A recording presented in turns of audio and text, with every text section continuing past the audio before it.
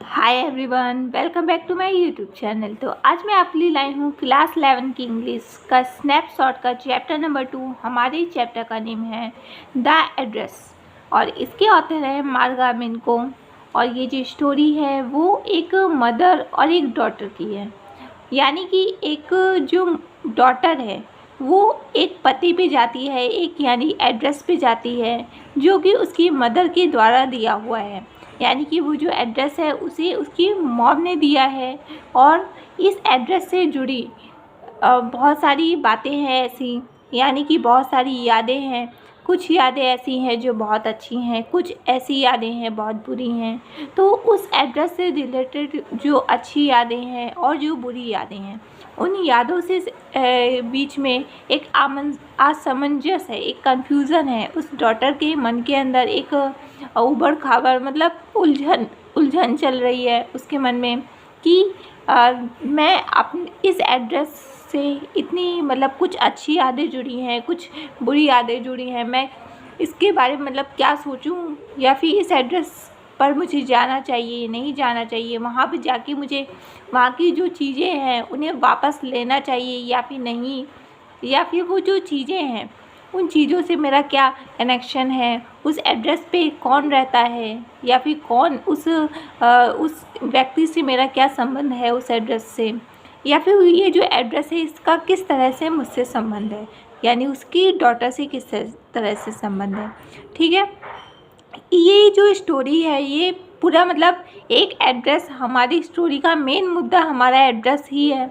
और इसी हमारे मेन जो टाइटल हमारा एड्रेस है, इसी के इर्द गिर्द हमारी पूरी स्टोरी घूमती रहती है। और एक जो मदर और डॉटर के बीच से जो स्टार्ट होती है स्टोरी, वो कहाँ पे ख़त्म होती है ये हम लोग स्टोरी पढ़ने के बाद हमें पता चलेगा।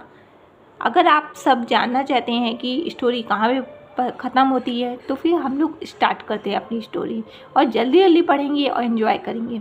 और आई होप, मुझे विश्वास है कि आप सब बहुत ही अच्छे से पढ़ाई कर रहे हैं, आप लोग खुश हैं। और आप लोग इसी तरह से लगातार पढ़ाई करिए, रिवीजन करिए टाइम टू टाइम। और हाफ ईयरली के जो भी एग्ज़ाम है, जितने भी आपके एग्ज़ाम हैं, वो भी अच्छे से जाएं और अच्छे से आप लोग मार्क्स गेन करें। ठीक है, और अगर अभी तक आप लोगों ने हमारे चैनल को सब्सक्राइब नहीं किया तो प्लीज़ जल्दी करिए और हमारे चैनल को सब्सक्राइब करिए, क्योंकि हमारे चैनल पे आपको क्लास 11 की इंग्लिश से रिलेटेड सारी वीडियोस प्रोवाइड की जाती हैं और जो कि आपके एग्ज़ाम के पॉइंट ऑफ व्यू से बहुत ज़्यादा इंपॉर्टेंट है और आपको सब्सक्राइब करना भी चाहिए। ठीक है, और वीडियो को लाइक करिए, शेयर करिए अपने भाई बहनों के साथ, फ्रेंड्स के साथ, क्लासमेट्स के साथ शेयर करिए। और कोई भी क्वेश्चन हो तो प्लीज़ कमेंट करके पूछ लीजिए। ठीक है, और स्टार्ट करते हैं। आज हमारा पार्ट 1 है, फिर आगे देखते हैं इस स्टोरी के कितने पार्ट्स बनते हैं। और चलो एक्सप्लेनेशन अपना स्टार्ट करते हैं। ओके गाइस, हमारी स्टोरी स्टार्ट होती है कुछ ऐसे कि जो डॉटर है, यानी कि एक लड़की है, वो जाती है अपनी माँ के द्वारा दिया हुए पते पर पहुँचती है। वो उस पते पे पहुँच करके दरवाज़ा खटखटाती है। खटखटाने के बाद एक महिला बाहर निकलती है। फिर उस महिला से डॉटर कहती है, do you still know me, I asked. यानी कि डॉटर पूछती है कि क्या आप अब भी मुझे पहचानती हैं, क्या आप अभी मुझे जानती हैं। The women looked at me searchingly. और वो जो महिला थी वो एक मतलब नहीं पहचानने के अंदाज में उस डॉटर को, इस लड़की को देखती है कि भाई ये है कौन, मुझसे पूछ रही कि आप अभी भी मुझे पहचानती हैं। तो आप मतलब कि ये जो लड़की है कौन है इसके बारे में पता लगाना चाहती है वो महिला, इसलिए वो उसको पहचानने के अंदाज में उसको देखती है। She had open to the door a chink. और वो थोड़ा सा दरवाज़ा खोलती है। I came closer and stood on the step. जो डॉटर है वो थोड़ा सा उस महिला के करीब जाती है, यानी कि उसके दरवाजे की वो जो सीढ़ियाँ जाती है ना, उन्हीं सीढ़ियों के ऊपर चढ़ जाती है, उन्हीं सीढ़ियों पर चढ़ जाती है। No I don't know you. जो महिला है वो जवाब देती है अब लड़की को कि नहीं, मैं आपको नहीं जानती। उसके बाद लड़की जो डॉटर है वो बताती है, I am Mrs S daughter. बताती है कि मैं मिसेस एस की बेटी हूँ। ठीक है, अपना परिचय देती है वो लड़की। She held her hand on the door as though she wanted to prevent it opening any further. और जो महिला है वो अपना मतलब जो दरवाज़ा है उस पर हाथ लगा करके उस दरवाजे को बिल्कुल थोड़ा सा खोलती, जितना कि केवल उसकी मुंडी बाहर उसकी दिखे, बस इतनी।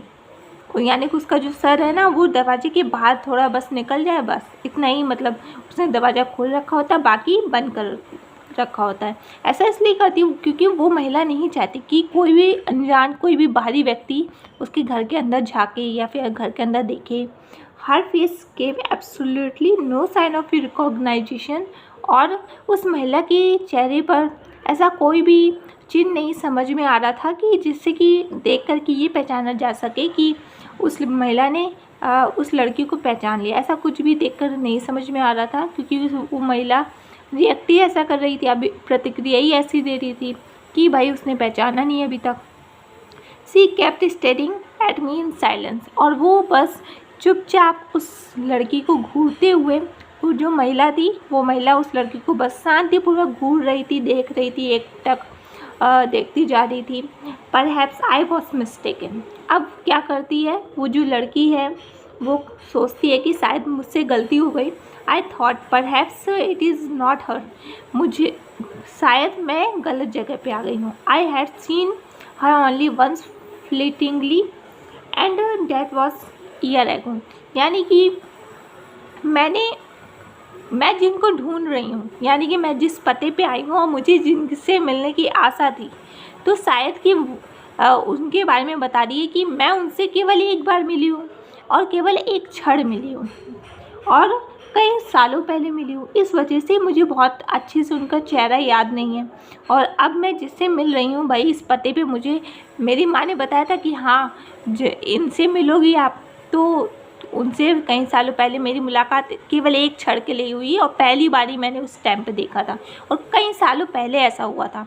और अब मैं इसी पते पे मैं उनसे ही मिलने आई हूँ, लेकिन अब इनका रिएक्शन तो ऐसा ही बता रहा है कि शायद कि ये वो नहीं है।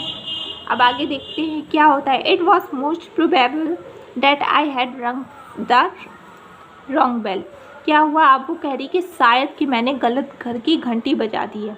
The woman let go of the door and stepped to the side. अब क्या होता है, जो महिला है वो दरवाजे को ओपन करके वो बाहर साइड पे आती है और दरवाज़ा बंद कर देती है और वो घर से बाहर की तरफ आ जाती है थोड़ा सा, यानी कि थोड़ा सा और दरवाज़ा मतलब खोलती है, ज़्यादा खोल लेती है थोड़ा, जिससे कि उसने क्या पहन रखा होता है। She was wearing my mother's green knitted cardigan. और उसकी मतलब पहले थोड़ा सा खोला था जिससे कि उसका केवल चेहरा दिख रहा था, लेकिन अब उसने थोड़ा सा ज़्यादा खोला जिसकी वजह से उसका कार्डिगन दिखने लगा। कार्डिगन यानी कि उसने जो स्वेटर पहना था, हरे रंग का स्वेटर, जो कि उसकी माँ ने बनाया था। ये किसकी माँ ने? जो लड़की मिलने आई ना उस महिला से, उसी लड़की की माँ ने एक स्वेटर पहले टाइम पे बनाया होगा, वही स्वेटर हरे रंग का इस महिला ने पहन रखा है। तो भाई जब इसने ऐसा देखा तब क्या होता है, the wooden button were rather pill from washing. और उसने ये भी बताया कि भाई ये इस स्वेटर पे जो लकड़ी के जो बटन लगे हुए हैं वो बार बार धोने की वजह से फीके भी पड़ गए हैं। She saw that I was looking at the cardigan. और उसने भी देखा, उस महिला ने देखा कि भाई ये लड़की मेरे स्वेटर को देख रही है and half hide herself again behind the door. और उसके बाद जब उसने ऐसा देखा तो उसने फटाक से अपने दरवाजे जो उसने ज़्यादा खोल दिया था ना, फिर से उसने वैसे ही फिर से ज़्यादा मतलब उसने बंद कर दिया दरवाज़ा और केवल उतना ही खोला जितना कि उससे केवल उसका चेहरा दिखे, बस इतना। फिर से उसने मतलब अपना स्वेटर को छुपा लिया उस दरवाजे से। But I knew now that I was right. अब क्या हुआ, अब वो लड़की कह रही कि भाई अब मुझे समझ में आ गया कि मैं सही हूँ, मैं सही जगह पे आई हूँ, ये पता भी सही है और ये वही महिला है जिस महिला को मैंने आज से कई सालों पहले पहली बार देखा था और क्षण भर के लिए देखा था, जिस महिला से मेरी माँ ने मुलाकात करवाई थी। ये महिला वही है। Well you knew my mother I asked. क्या हुआ, उस लड़की ने उस महिला से पूछा, खैर आप मेरी माँ को जानती थी? फिर उसके बाद अब महिला आंसर क्या दे रही है देखो। Have you come back said the woman. महिला ने कहा कि क्या तुम लौट आए। I thought that no one had come back. मैंने सोचा था कि वहाँ से कोई वापस जल्दी नहीं आता है, तो फिर तुम भी नहीं आओगी। तो अब क्या हो रहा है, ये बात क्या चीज़ चल रही है। देखो क्या हुआ, ये जो लड़की है वो एक सोल्जर है, एक सैनिक है, और युद्ध के दौरान वो युद्ध में गई हुई थी, ठीक है। अब वो वापस आई है युद्ध से, तो उसको याद आया कि हाँ मेरी माँ ने एक पता मुझे दिया था, तो वो उस पते पे आती है, और उस पते पे ये जो महिला मिलती है, इस महिला को भी पता था कि ये लड़की युद्ध पर गई है। तो इस महिला को उम्मीद नहीं थी कि ये जो लड़की है वो वापस आएगी युद्ध से, क्योंकि भाई जाहिर सी बात है, कोई युद्ध चलता है और युद्ध में किसी को भी अपने घर से, जब भी कोई भी आप सदस्य है और वो किसी युद्ध का सैनिक है, उसके बाद फिर वो विदा किया जाता है, तब उसका 100% में से 99% तो ना आने का ही होता है, क्योंकि युद्ध में नहीं पता होता कि क्या पता वो जो इंसान जा रहा है वापस लौटेगा भी कि नहीं लौटेगा। और ज़्यादातर तो ऐसा ही होता है। और कुछ मतलब उसने तो 100% मान लिया था उस महिला ने कि भाई, क्योंकि उसने ये देखा ना कि अभी तक जितने भी लोग गए वो लोग वापस नहीं आए, तो फिर तुम कैसे आ सकते हो। बट वो लड़की आई। अब आगे उसने पूछा था ना हैव यू कम बैक, इसका आंसर क्या मिलता है देखते हैं। Only me. देखो अब वो जो लड़की है वो भी यही बात कह रही है कि केवल मैं, क्योंकि उसके साथ के जो भी जितने भी सैनिक गए थे बाकी वो सब तो नहीं आ पाए, लेकिन वो आ पाई। इसका मतलब ये हुआ कि वो युद्ध जो है वो सच में बहुत ना खतरनाक युद्ध था उस टाइम का। Our door opened and closed in the passage behind her. अब क्या हुआ, वो जो महिला है वो दरवाजे से बाहर निकल के आती है, वो दरवाज़ा बंद कर देती है, और फिर उसके बाद आ मस्टी स्मेल इमर्ज्ड। और क्या हुआ, इस दौरान उस दरवाजे से एक बहुत ही नमी वाली जो बदबू होती है वो उस लड़की को महसूस होती है। I regret I can not do anything for you. अब वो महिला लड़की से कहती है कि मुझे बहुत दुख है कि मैं आपकी लिए कुछ भी नहीं कर सकती, आपकी किसी भी तरह की हेल्प नहीं कर सकती। I have come here specially on the train, I wanted to talk to you for a moment. अब क्या हुआ, जो लड़की है वो महिला से कह रही है, कह रही है कि मैं विशेष रूप से ट्रेन से यहाँ पे आई हूँ और मैं आपसे कुछ 1 मिनट के लिए केवल आपसे बात करना चाहती हूँ। It is not convenient for me now said the woman. महिला उस लड़की से कहती है, ये भाई अभी संभव नहीं है, ये सुविधाजनक नहीं है इस समय। I can not see you, मैं अभी आपसे नहीं मिल सकती हूँ अनदर टाइम, फिर कभी आइएगा। अभी मैं आपसे नहीं मिल सकती, फिर कभी आइएगा, ठीक है। अब क्या हुआ देखते हैं। She nodded and consciously closed the door as though no one inside the house should be disturbed। अब क्या वो जो महिला है उसने बहुत ही शांतिपूर्वक उस डोर को आहिस्ता से बाकायदा से बंद किया, और उसके बाद इसलिए ऐसा किया जिससे कि भाई अंदर, घर के अंदर जितने भी परिवार के सदस्य हैं उन्हें किसी भी तरह की परेशानी ना हो, किसी भी तरह का डिस्टर्ब्स ना हो, ठीक है। I stood where I was on step. लड़की जो थी वो वैसी की वैसी सीढ़ियों पर ही खड़ी थी। The curtain in front of the window moved. और अब क्या हुआ, उस घर की ऊपर खिड़की थी, वो खिड़की पर से पर्दा जो था वो हिलता है, हटता है।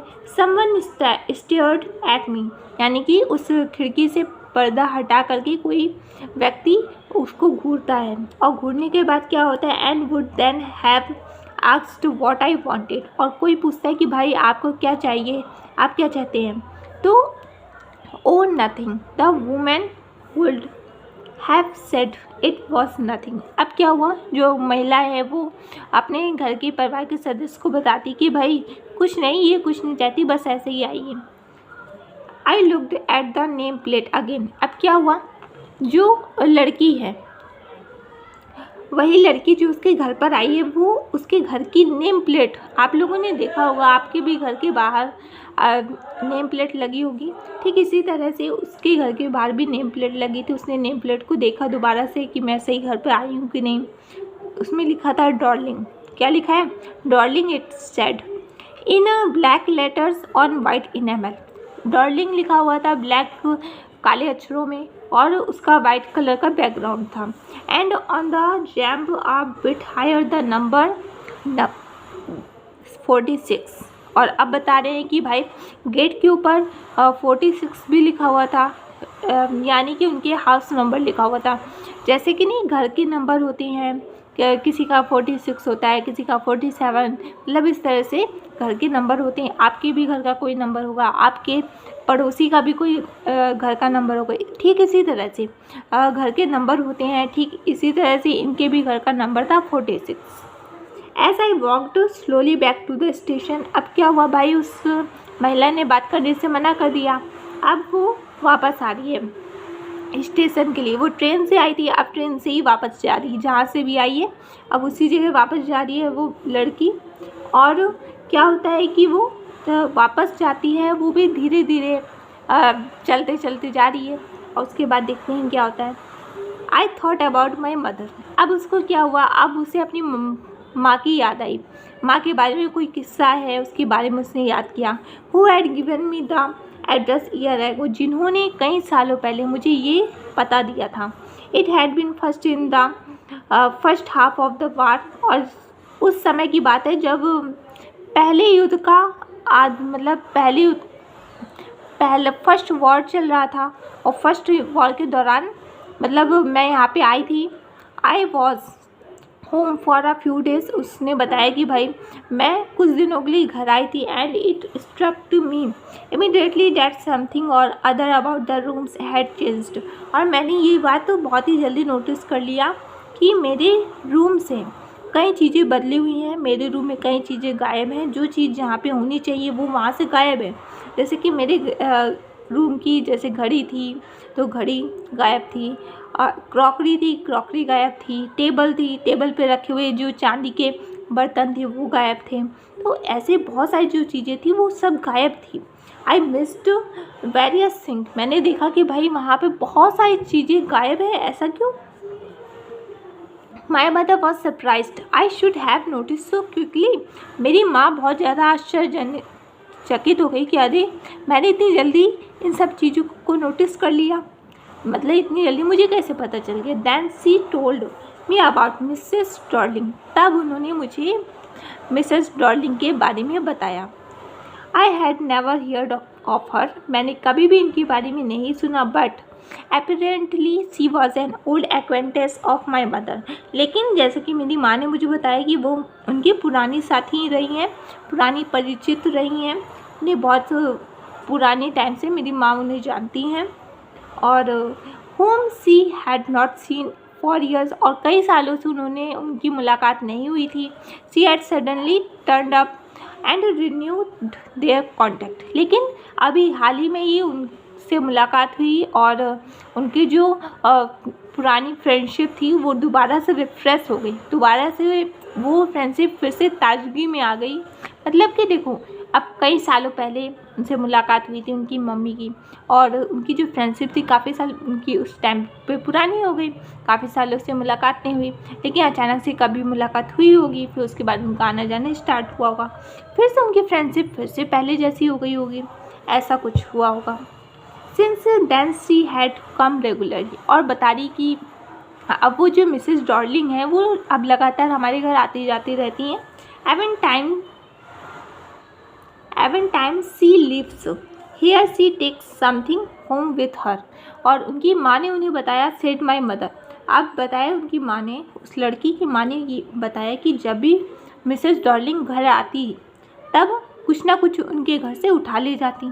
सी took all the table silver in one go. और हमारे टेबल पे जितना भी सिल्वर का सामान पड़ा था, कटोरी चम्मच, चांदी के कटोरी चम्मच, चांदी की प्लेटें, जितनी भी चीज़ें थी वो सब उठा के ले गई। And then the antique plate that hung there. और जो यहाँ पर बहुत ही पुरानी जो एंटीक प्लेट टंगी हुई थी उस प्लेट को भी वो ले गई। सी हैड ट्रबल लगिंग दूस लार्जेस्ट वासेस। और जो फूलदान थे, जो बड़े बड़े फूलदान थे, उनको ले जाने में उनको काफ़ी मुश्किलों का सामना करना पड़ा उन्हें। एंड आई एम वरीड, और मुझे इस बात की चिंता है। She got a crick in her back from the crockery, और मुझे इस बात की चिंता है कि जब आखिरी बार जब वो क्रॉकरी ले जा रही थी, यानी कि बर्तन वगैरह ले जा रही थी, खाने पीने के जो बर्तन होते हैं वो जब वो ले जा रही थी यहाँ से, तब उस टाइम पर उनकी पीठ में मोच आ गई थी, यानी कि उनकी पीठ जो थी वो अकड़ गई थी, या मोच आना बोल सकते हैं। माई मदर सुक हर हेड पिटिंगली, अब क्या हुआ, जो उसकी माँ है वो एक दयालुतापूर्वक सर हिलाते हुए उसे बता रही थी अपनी फ्रेंड के बारे में कि पिछली बार जब आई थी क्रॉकरी ले जाने तो उनकी कमर में मोच आ गई थी, इस बात की मुझे बहुत चिंता सता रही है। तो इस तरह से मतलब बता दी थी। अब देखो एक माँ है तो वो मतलब इस तरह से थोड़ा मतलब जो माँ है ना उसकी बहुत दयालु है, बहुत सिंपल हार्टेड, यानी कि एक सरल हृदय वाली महिला जो कि अब देखो अभी एक बात बताई जाएगी उसमें कितनी जल्दी उसकी माँ मान जाती है, देखना भी।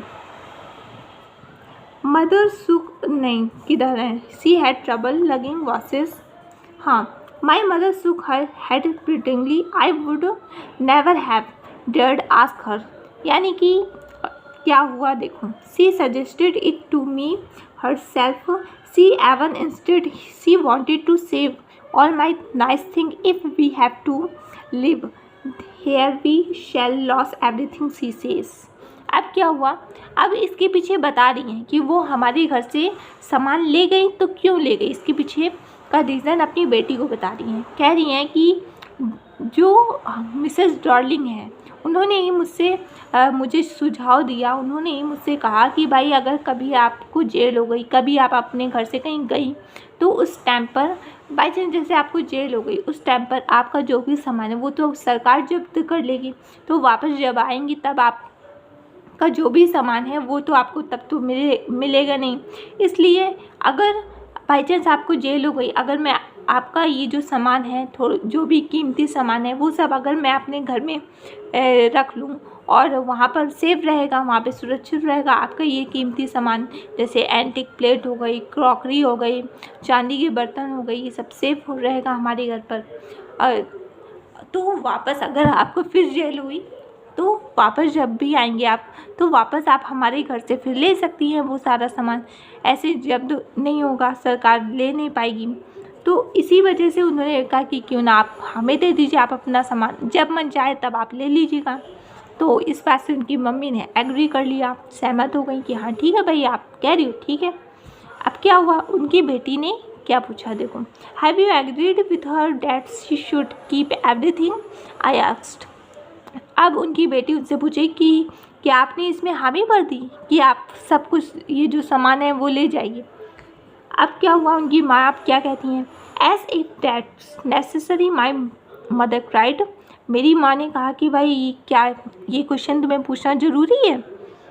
It would simply be an insult to talk like that to and think about the risk she has running each time she goes out of our door with a full suitcase or a bag।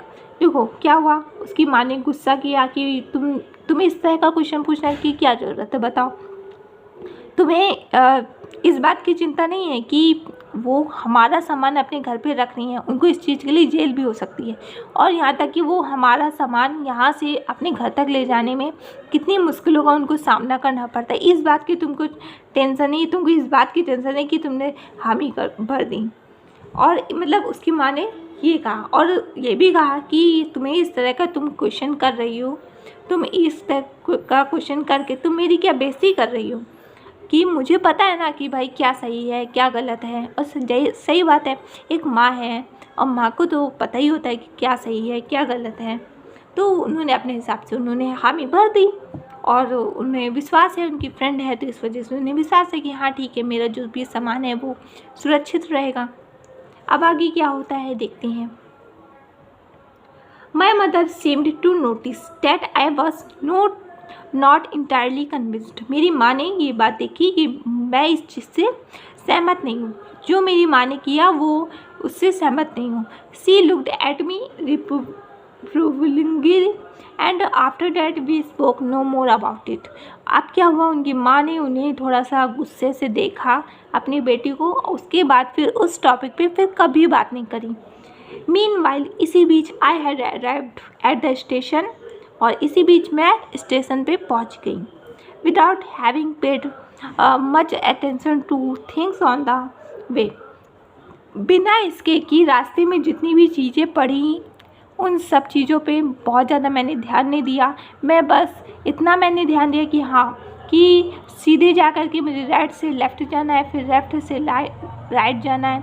बस मैंने इसी बात पे ध्यान देते हुए मैं तुरंत स्टेशन आ गई, और इसी रास्ते में जितनी देर भी मैं चली बस उस दौरान मैंने अपनी माँ को याद किया, बाकी कुछ भी नहीं किया। ना अगल बगल जितना भी आजू बाजू जितने घर पड़े, पार्क पड़े, स्कूल पड़े, मैंने इन सब चीज़ पे ध्यान नहीं दिया। I was walking in familiar place again for the first time since the war, but I did not want to go further than was necessary। यानी कि रास्ते में जितनी भी चीज़ें पड़ी थी उन सभी चीज़ों पे मुझे जितना ध्यान देना चाहिए था, जितना ध्यान देना आवश्यक था, मैंने उतना ध्यान नहीं दिया, क्योंकि जितनी भी रास्ते में जितनी भी चीज़ें पड़ी थी इन सभी चीज़ों के साथ मेरी बहुत ज़्यादा पुरानी यादें थी। यानी मैंने इसलिए भी ध्यान नहीं दिया कि अगर मैं इन सब चीज़ों को देखूंगी, अगर मैं रास्ते में पढ़ने वाले घर, रास्ते में पढ़ने वाले स्कूल और रास्ते में पढ़ने वाले पार्क या फिर खेलते हुए बच्चों को देखूंगी, तो मुझे अपने मेरा जो इन सभी चीज़ों से मेरा जो पास्ट जुड़ा, मेरी जो यादें जुड़ी हैं, वो सभी मुझे यादें याद आ जाएंगी, और मैं दोबारा से उन यादों में को मिस करूँगी। जैसे कि मेरे अब ये चीज़ देखो, जैसे कि किसी घर में मेरी कोई पुरानी फ्रेंड रहती थी, उसके साथ मैं बचपन में बहुत खेलती थी, तो अगर मैं इस चीज़ को याद करूँगी तो मुझे दुख होगा कि मैं दोबारा से उस पल को दोबारा से नहीं जी सकती, दोबारा से मैं अपनी उसी दोस्त के साथ नहीं खेल सकती। तो इसीलिए उसने रास्ते में जितनी भी चीज़ें पड़ी उस पर कुछ खास ध्यान नहीं दिया।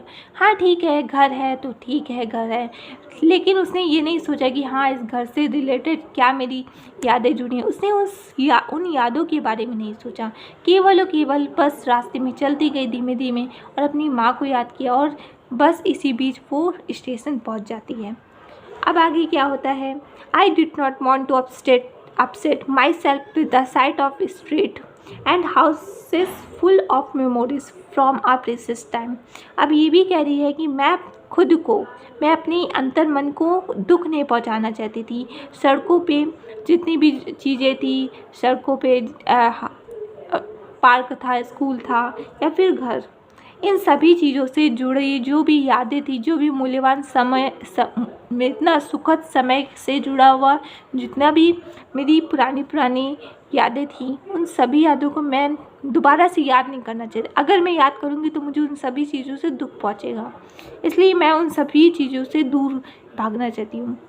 In the train back, I saw Mrs. Darling in front of me again as I had the first time I met her। Train में मैंने मिसेस डॉर्लिंग को देखा, मैंने अपने सामने मिसेस डॉर्लिंग को देखा, वैसे ही देखा जैसे कि कई सालों पहले मैंने पहली बार जब मैं उनसे मिली थी उस टाइम जैसे देखा था, ठीक वैसे ही मैंने आज देखा, ठीक वैसे ही मैंने ट्रेन में अपने सामने मिसेस डॉर्लिंग को देखा। It was the morning after the day my mother had told me about her. ये उसी दिन की सुबह थी, जैसे कि देखो क्या हुआ, जिस दिन उसकी मम्मी ने उसे बताया था मिसेस डॉर्लिंग के बारे में कि हाँ ऐसी मेरी कोई फ्रेंड थी, फिर वो हमारे घर से सामान ले जाया करते थे। ठीक उसी दिन के जस्ट दूसरे दिन जो भी सुबह आई, उस सुबह के बारे में क्या बता रहे हैं। I had got up late and coming down stairs. उस सुबह मैं बहुत देर से उठी थी और मैं सीढ़ियों से उतर रही थी। I saw my mother about to see someone out. और मैंने देखा कि मेरी माँ किसी को घर के बाहर छोड़ने जा रही है। A woman with a broad back. मैंने एक महिला को देखा जिसकी पीठ बहुत चौड़ी थी और बहुत बड़ी थी, ऐसा कह सकते हैं। There is my daughter, said my mother। मेरी माँ ने अपनी फ्रेंड से कहा कि ये मेरी बेटी है। She beckoned to me। और उन्होंने इशारे से अपनी तरफ बुलाया। The woman nodded and picked up suitcase under the coat rack जो महिला थी, यानी कि डॉर्लिंग, मिसेस डॉर्लिंग जो थी वो सूटकेस वगैरह उठा रही थी उस समय। She wore a brown coat and a shapeless hat, और मैंने देखा कि उन्होंने एक भूरे रंग का कोट पहन रखा है और एक बिना शेप वाली, मतलब कि एक ऐसी हैट पहन रखी है जिसका कोई शेप नहीं, जिसकी कोई आकृति ही नहीं है, थोड़ी अजीब सी ऐसी थी। Does she live far away, I asked. She with the difficulty she had going out of the house with the heavy case। जब मैंने मिसेस डॉर्लिंग को भारी भारी सूटकेस उठाते हुए अपने घर से बाहर की तरफ जाते हुए देखा, तब मैंने अपनी माँ से पूछा, क्या ये बहुत दूर रहती हैं? In Marconi Street, said my mother. मेरी माँ ने कहा मार्कोनी स्ट्रीट में रहती हैं। Number 46, remember that. नंबर 46 याद रखना। आई हैड, मैंने कहा था ना, मैंने उनकी अभी मैंने पैराग्राफ में बताया था कि नंबर 46 लिखा हुआ है उनके गेट के ऊपर। तो ये जो एड्रेस है, इसी टाइम पे उनकी माँ ने उन्हें बताया था कि क्या कहा, रिमेंबर डैट। रिमेंबर डैट इसीलिए कहा था कि भाई ये जो सामान ये हमारे घर से ले जा रही है तो कभी ना कभी भाई तुम इनके घर से वापस ले आना। इसलिए उन्होंने अपनी बेटी को इनके घर का पता बता दिया था कि याद रखना, मार्कोनी स्ट्रीट में number 46। I had remember it, और उनकी जो बेटी है उन्होंने इस नंबर को याद रखा। But I had waited a long time to go there, लेकिन उन्होंने उस जगह पे जाने के लिए काफ़ी प्रतीक्षा की, काफ़ी वेट किया। इनिशियली आफ्टर द लिबरेशन, आज़ादी के प्रारंभिक टाइम पर, मतलब आज़ादी के काफ़ी सालों के जब इनिशियल टाइम चल रहा था आज़ादी के, उस टाइम पर I was absolutely not interested in all that stored stuff। मुझे कोई भी इंटरेस्ट नहीं था मिसेस डॉर्लिंग के घर में जितनी भी चीज़ें थीं, जितनी भी चीज़ें स्टोर करके रखी हुई थी जो मेरे घर की, उन सभी चीज़ों से कोई भी मुझे लेना देना नहीं था। मैं नहीं चाहती थी कि उन सभी चीज़ों से मतलब मैं दोबारा मिलूं या फिर मैं उनको लेने जाऊं। And naturally I was also rather afraid of it, क्योंकि मैं उन सभी चीज़ों से डरती थी, मैं उन सभी चीज़ों से मुझे डर लगता था।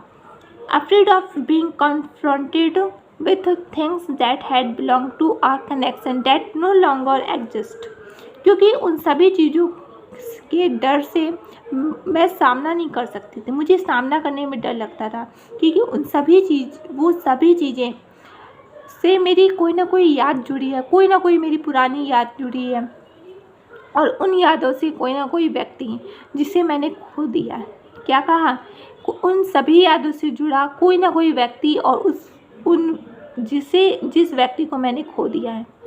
तो यानी कि मतलब कि वो इसी वजह से नहीं उन सभी चीज़ों से दोबारा मिलना चाहती, उन सभी चीज़ों से कोई, यानी कि वो दोबारा से वो जो एंटीक प्लेट थी, दोबारा उस एंटीक प्लेट को नहीं देखना चाहती, दोबारा से वो चांदी के बर्तनों को नहीं देखना चाहती है, और ना ही दोबारा वो क्रॉकरी देखना चाहती, ना तो फूलदान देखना चाहती, कुछ भी नहीं देखना चाहती, क्योंकि उन सभी चीज़ों से उसकी पुरानी यादें जुड़ी, और उन सभी पुरानी यादों से कोई ना कोई व्यक्ति जुड़ा है जो कि जिसे आज उसने खो दिया है।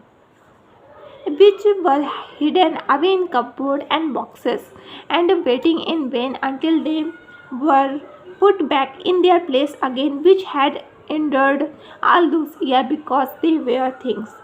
लेकिन आज भी वो जो थिंग्स है, जो मतलब वस्तुएं हैं, फूलदान है, प्लेट है, क्रॉकरी है और चांदी के बर्तन हैं, वो सभी चीज़ें आज भी अलमारी में पड़े पड़े इंतज़ार कर रहे हैं कि शायद कोई ना कोई व्यक्ति दोबारा से उन्हें लेने आएगा वापस से, फिर उसी लड़की के घर में फिर से वैसे ही जैसे सजा के रखती थी वो लड़की उसकी माँ, वैसे ही फिर से अच्छे से उनका ख्याल रखा जाएगा, उन सभी चीज़ों का, वो सभी बर्तन, वो सभी चीज़ें, मतलब उस लड़की को याद करें, उस लड़की की माँ को याद करें कि शायद वो लोग आएंगे, मुझे लेने आएंगे और हम लोग वापस से उनके घर में जाएंगे। लेकिन वो लोग खुद तो कुछ कर नहीं सकते, क्योंकि वो तो आखिरकार है तो निर्जीव वस्तुएं, और निर्जीव वस्तुएं खुद तो चल के आ नहीं सकती किसी के घर, बस वो लोग इंतज़ार कर सकते कि हाँ शायद यहाँ कोई आएगा और वापस से फिर से हम लोग उसी घर में जाएंगे, उसी घर में हम लोग फिर से वैसे ही सजा कर रखे जाएंगे। सो अब इसके आगे क्या होने वाला है, हम ये सब चीज़ें तो भाई अगले लेक्चर में ही पता चलेगा। लेकिन मैं आपसे एक क्वेश्चन पूछना चाहती हूँ।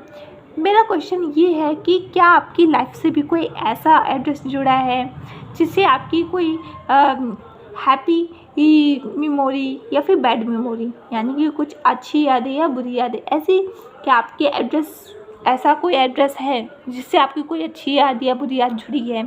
तो आप भी मुझसे उस एड्रेस से रिलेटेड कुछ भी बता सकते हैं। उस एड्रेस से रिलेटेड क्या बात है या क्या कुछ किस्सा है, आप मुझसे शेयर कर सकते हैं। कोई व्यक्ति का नाम मत बताइएगा, नहीं तो उस व्यक्ति आपको तो बैंड बज जाएगा। इसलिए केवल एड्रेस या फिर एड्रेस से रिलेटेड कोई बात, कोई स्टोरी हो तो स्टोरी के बारे में बता सकते हैं। किसी फ्रेंड के बारे में मत बताना, नहीं तो वो फ्रेंड आपको गुस्सा हो सकता है, ठीक है। और क्या मैं पूछूं, हाँ, क्या आपके साथ भी ऐसा कुछ हुआ है कभी कि आपकी मॉम ने कुछ ऐसा बताया हो, या जब आपकी मॉम ने कभी अपनी फ्रेंड से मिलवाया हो आप लोग को, तो आपका क्या रिएक्शन था, या फिर आपको कैसी लगी उनकी फ्रेंड में ऐसा क्या चीज़ था जो नहीं अच्छा लगा कि अरे यार ये आंटी को बोलना ही नहीं चाहिए था। तो ऐसा कुछ है तो आप मुझसे बता सकते हैं और मुझे भी सुन के अच्छा लगेगा। और इस स्टोरी में आपको मज़ा आई कि नहीं आई, इन्जॉय किया कि नहीं आप लोगों ने इस स्टोरी को, क्योंकि मेन मुद्दा ही यही होता है कि स्टोरी में आपको इन्जॉय में मिलना ही चाहिए। आपको मज़ा आ रहा है कि नहीं, इंटरेस्ट आ रहा है कि नहीं, आप लोगों को लग रहा है कि नहीं कि कैसी स्टोरी है, एक्साइटमेंट आ रहा है कि नहीं। अगर नहीं आ रहा तो भी बताइए, और आ रहा है तो भी बताइए, ठीक है। और नेक्स्ट लेक्चर में हम लोग बढ़िया से इस स्टोरी के एंड करके ही मानेंगे, ओके। और आज के लिए बस इतना ही। जय हिंद, जय भारत, ठीक, बाय।